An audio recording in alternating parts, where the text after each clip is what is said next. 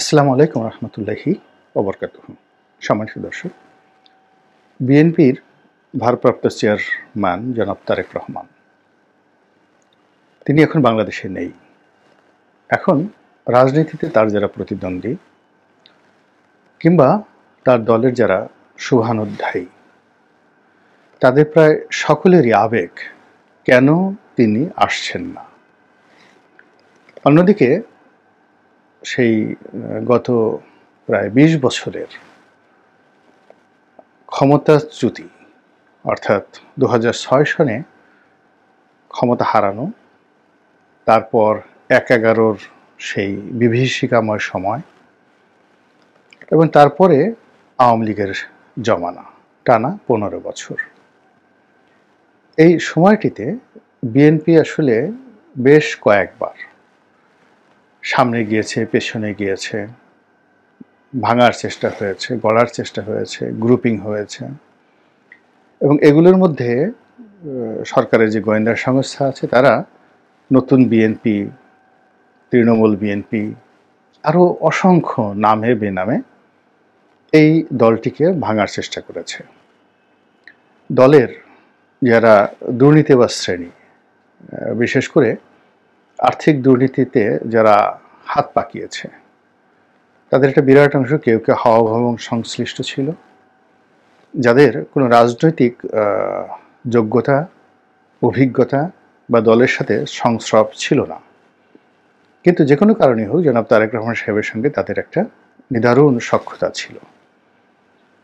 এই মানুষগুলো শত শত কোটি, কেউ কেউ হাজার কোটি টাকা লোপাট করেছিল, অনেকে কারাবরণ করেছে, অনেকে পালিয়ে গেছে, অনেকে দেশের মধ্যে একবার জেলখানায় গিয়েছে আবার বের হয়েছে। তো এই হাওয়া ভবন সংশ্লিষ্ট যারা লোকজন রয়েছে তাদের সঙ্গে সরকারের একটা গোপন যোগাযোগ ছিল এবং এই লোকগুলো কার্যত মোনাফিক হিসেবে বা ডবল এজেন্ট হিসেবে সরকারের ক্ষতি করেছে, অর্থাৎ আওয়ামী লীগের ক্ষতি করেছে আর বিএনপির চরম ক্ষতি করেছে। তো বিএনপির মধ্যে এই যে দুর্নীতিবাজ ধনাঢ্য শ্রেণী, তো এদের আবার বেশ কয়েকটি গ্রুপ। আগেই বলেছি যে হাওয়া ভবন কেন্দ্রিক একটা গ্রুপ ছিল যাদের রাজনীতি করার কোনো অভিজ্ঞতা ছিল না। দ্বিতীয় আরেকটা গ্রুপ ছিল যাদের রাজনীতি করার অভিজ্ঞতা ছিল কিন্তু দুর্নীতি করেছে, হাওয়া ভবন সংশ্লিষ্ট কিন্তু প্রথম সারির রাজনীতিবিদ নন।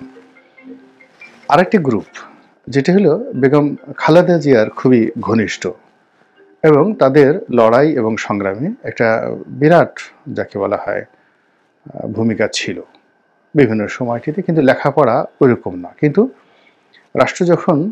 তারা যখন রাষ্ট্রীয় ক্ষমতায় এসেছে তখন 10 হাতে দুর্নীতি করেছে।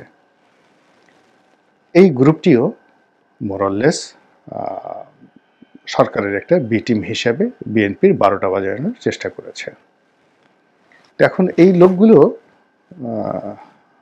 দলের মধ্যে বিভেদ সৃষ্টি করেছে, বিসংবাদ সৃষ্টি করেছে এবং দুর্ভাগ্যজনক হলেও সত্যি যে বেগম খালেদা জিয়া এবং জনাব তারেক রহমান তাদের মধ্যে একটা রাজনৈতিক দেয়াল তৈরি করার সৃষ্টি করেছে। এখন মাসিলের মধ্যে সেই দেয়াল তো কখনোই হয় না, কিন্তু যেটা হয় সেটা হলো বেগম জিয়াপন্থী এবং তারেক রহমান সাহেবপন্থী, এই দুই গ্রুপের মধ্যে একটা দা কুমড়া সম্পর্ক এরা তৈরি করে ফেলেছে।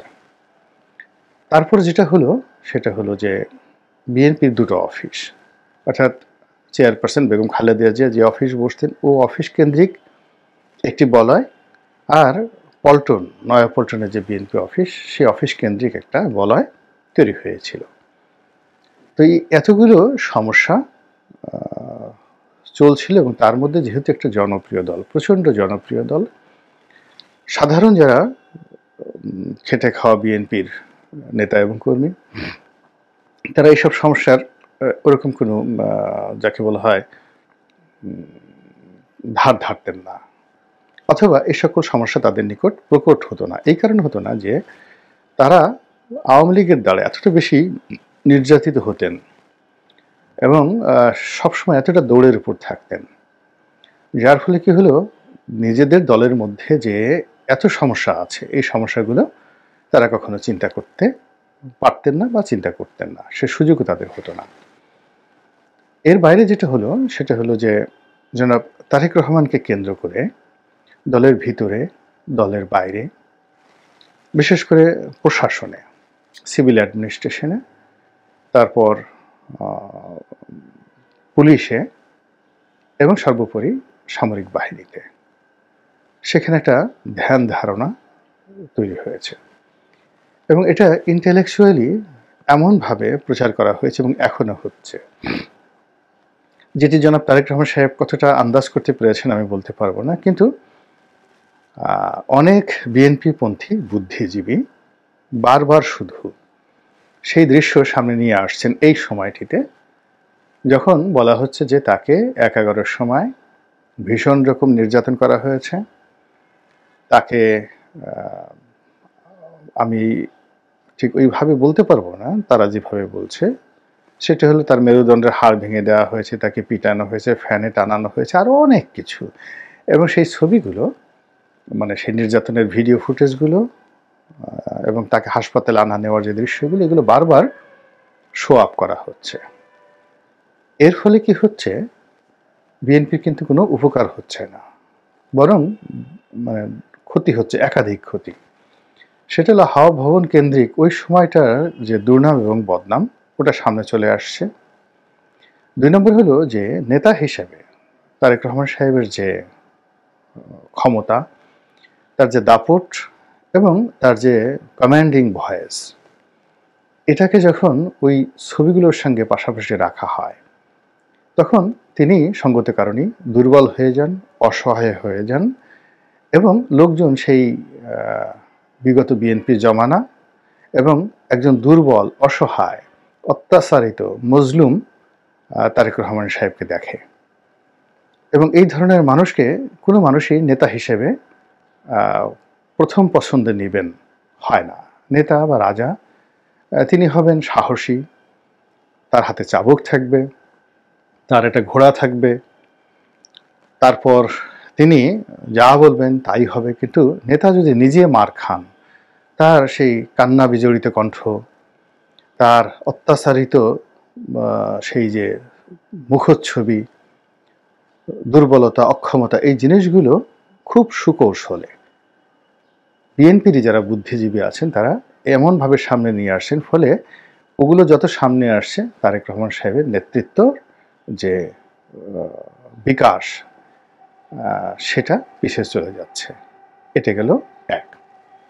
২ নম্বর হলো যে ওই সময় তো এই নির্যাতনগুলো করেছে সামরিক বাহিনীর লোক করুক, এনএসআইয়ের লোক করুক কিংবা পুলিশের লোক করুক, তারা করেছে। এবং পুরো আমাদের আমলাতন্ত্র না একটা, যাকে বলা হয়, এমন একটা চেইন, রাজনীতিবিদদের মধ্যে ঐক্য নেই, ব্যবসায়ীদের মধ্যে ঐক্য নেই, কিন্তু আমলাদের মধ্যে একটা ঐক্য আছে। আপনি যে কোনো একটা পুলিশের কনস্টেবল বা সেনাবাহিনীর, নৌবাহিনীর, বিমান বাহিনীর একজন একেবারে সিপাহী যিনি আছেন, তাকে অপমান করেন, একটা বাজে কথা বলেন, একেবারে সেনা প্রধান, নৌবাহিনীর প্রধান, বিমান বাহিনীর প্রধান, ওটা কিয়ামত পর্যন্ত বংশ পরম্পরা, অর্থাৎ একজন যাবেন আর একজন আসবেন, আর একজন যাবেন আর একজন আসবেন, ওটাকে তাদের উপর আঘাত এবং তাদের পোশাকের উপর আঘাত, অস্ত্রের উপর আঘাত হিসেবে তারা সেটা ট্রিট করে এবং ওভাবেই কিন্তু তারা কাউকে বন্ধু হিসেবে মনে করে এবং কাউকে শত্রু হিসেবে মনে করে।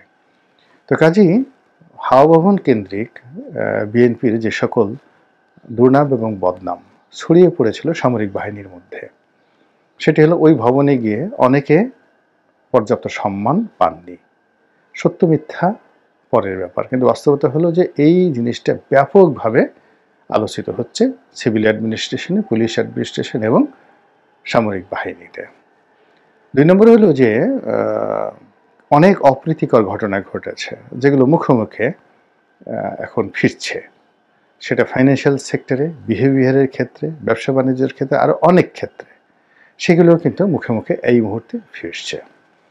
এবং সবচেয়ে বড় ব্যাপার হলো যে যাদের বিরুদ্ধে অভিযোগ, তাদের একটা বিরাট অংশ এখন আবার সেই মাঠে ঘাটে এসে নিজেদেরকে প্রতিষ্ঠিত করে ফেলেছে। এবং অবাক করার ব্যাপার হলো এদের কারোর সঙ্গেই জনাব তারেক রহমান সাহেবের এখন আর আগের মতো সম্পর্ক নেই, অনেকের সাথে দাকুমার সম্পর্ক হয়ে গেছে। কিন্তু তারা ঠিকই মানুষের মন এবং মননে বিএনপির প্রতিনিধি হিসেবে, তারেক রহমানের প্রতিনিধি হিসেবে এখন পর্যন্ত নেতাকর্মীদের কাছে জাস্ট তারা সমাদৃত হচ্ছেন। একটা ছোট্ট উদাহরণ দিই, এক ব্যক্তি যিনি একসময় জনাব তারেক রহমান সাহেবের খুবই ঘনিষ্ঠ ছিলেন, কিন্তু আমি জানি যে এই মুহূর্তে তিনি তারেক রহমান সাহেবের ধারে কাছে যেতে পারেন না, এবং শুধু তাই নয়, অনেক সিনিয়র নেতাকে তারেক রহমান সাহেব বলে দিয়েছেন যে অমুকের সাথে যদি তোমার কোনো যোগাযোগ হয় বা কথাবার্তা হয় তাহলে আমার দরজা তোমার জন্য বন্ধ থাকবে। তাহলে বুঝুন সেই অমুক সম্পর্কে তার ধারণা কেমন। এবার বাস্তবতায় আসুন, সেটা হলো সেই অমুকের কাছে সারা বাংলাদেশের বিভিন্ন লোক এখনও আসছে একটা কমিটি করার জন্য, একটা সুপারিশের জন্য, একটা কাজের জন্য, এবং সে ঠিকই খুব চতুর মানুষ, চালাক মানুষ, সেই জিনিসগুলো সে যেভাবে হোক ম্যানেজ করে সে তার যে কাঙ্ক্ষিত তার যে জিনিস ধান্দা করা, টাকা উপার্জন করা, দখলবাজি করা, সেই জিনিসগুলো সে করে যাচ্ছে। তো এইটা যেমন হাওয়া ভবনকে কেন্দ্র করে যে গ্রুপটি অ্যাবান্ডেন্ট হয়ে গেছে তারাও এই কাজ করছে। আবার বেগম খালেদা জিয়ার সঙ্গে যাদের সম্পর্ক ছিল হারিস চৌধুরীর নেতৃত্বে, হারিস চৌধুরী নেই কিন্তু সেই গ্রুপটিও কিন্তু সামনের সারিতে চলে এসেছে।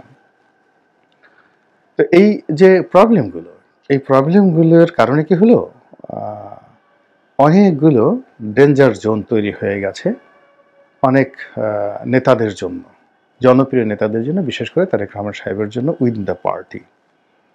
কেবলমাত্র রাষ্ট্র ক্ষমতা একেবারে পারফেক্টলি রাষ্ট্র ক্ষমতা না পাওয়া পর্যন্ত এই যে ডেঞ্জার জোন বা ডেঞ্জার হোল এগুলো বন্ধ করা সম্ভব নয়।